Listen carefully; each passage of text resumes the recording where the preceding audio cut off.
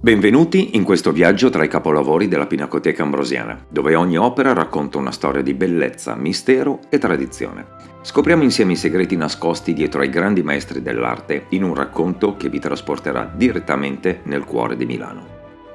Oggi vi accompagno davanti a un dipinto che, più di altri, ha segnato la storia delle collezioni dell'Ambrosiana. Un'opera che non è soltanto un ritratto, ma una porta d'ingresso. È attraverso di lei che, per la prima volta, il nome di Leonardo da Vinci risuona all'interno della Pinacoteca. Tutto comincia con una frase scritta di suo pugno dal cardinale Federico Borromeo, il fondatore dell'Ambrosiana, un uomo che dedicò la sua vita a costruire un luogo di sapere e di bellezza per la città di Milano. Guardando questo dipinto, egli annotò: un ritratto d'una duchessa di Milano dal mezzo in su, di mano di Leonardo. Questa semplice attribuzione, una frase rapida, quasi spontanea, bastò a orientare per decenni tutte le interpretazioni successive. Se Federico, così vicino all'ambiente artistico milanese e così attento alle opere che collezionava, diceva che il ritratto era di Leonardo, allora doveva essere davvero così. E se era di Leonardo, chi poteva essere la donna raffigurata? E qui si apre una delle pagine più affascinanti della storia attributiva dell'Ambrosiana. Alcuni studiosi pensarono subito a Beatrice d'Este, la moglie di Ludovico il Moro. L'idea piacque molto, tanto che questo dipinto venne collegato al celebre musico, nel quale si credette di riconoscere proprio il duca suo sposo. Altri suggerirono nomi diversi: Isabella d'Aragona, consorte di Gian Galeazzo Sforza, oppure Bianca Giovanni, figlia naturale del Moro.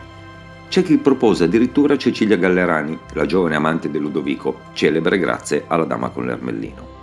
E infine si parlò di Anna Maria Sforza, figlia di Galeazzo Maria. Una lunga teoria di dame, duchesse, principesse, tutte possibili, tutte compatibili con l'ambiente e l'epoca, ma nessuna, alla fine, certa. E mentre i nomi si moltiplicavano, anche l'attribuzione del dipinto cominciava a vacillare.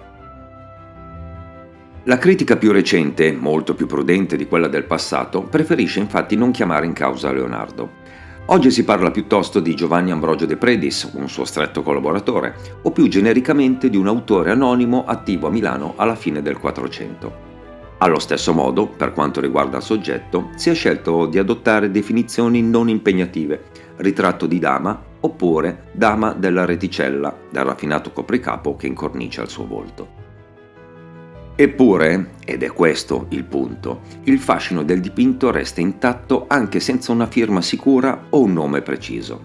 Ci troviamo davanti a una dama rappresentata con una cura estrema, la postura composta, lo sguardo assorto, il delicato equilibrio tra eleganza e introspezione.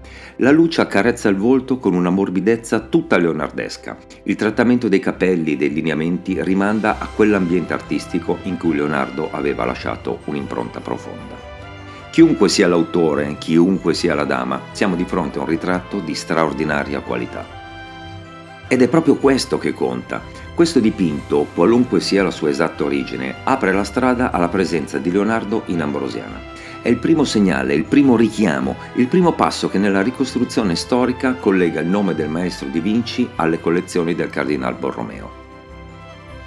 Per questo, ancora oggi, viene chiamata familiarmente la duchessa del cardinale. Non perché sappiamo davvero che fosse una duchessa, non perché sia di Leonardo con certezza, ma perché è da lei che parte una storia più grande, quella del rapporto complesso e appassionante tra Leonardo e l'Ambrosiana.